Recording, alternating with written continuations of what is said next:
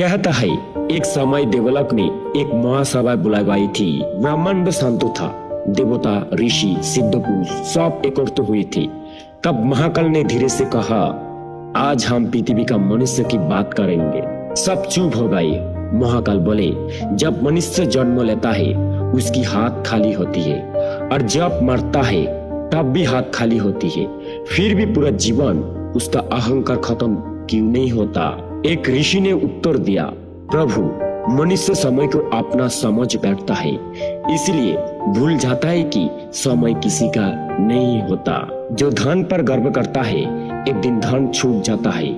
जो शरीर पर गर्व करता है एक दिन शरीर बुरा हो जाता है। जो सत्ता पर गर्व करता है एक दिन सिंहासन भी छीन जाता है। लेकिन जो धर्म और सत्य पर चलता है उसका नाम समय भी नहीं मिट सकता।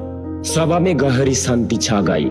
फिर एक देवता ने पूछा, प्रभु, पृथ्वी पर सबसे बड़ा पाप क्या है? महाकाल बोले, अहंकार, क्योंकि अहंकार से ही लोभ जन्म लेता है, लोभ से अन्याय और अन्याय से विनाश। फिर प्रश्न आया, और सबसे बड़ा पुण्य?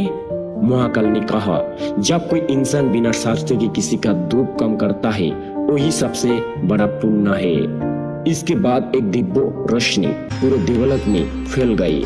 महाकाल ने अंत में कहा, ये संसार तुम्हारा घर नहीं, एक यात्रा है। इस यात्रा में धन नहीं, कर्म साथ जाएगा। इसलिए ऐसा जीवन जियो कि जब तुम्हारा अंतिम समय आए तब डर नहीं, संतोष हो।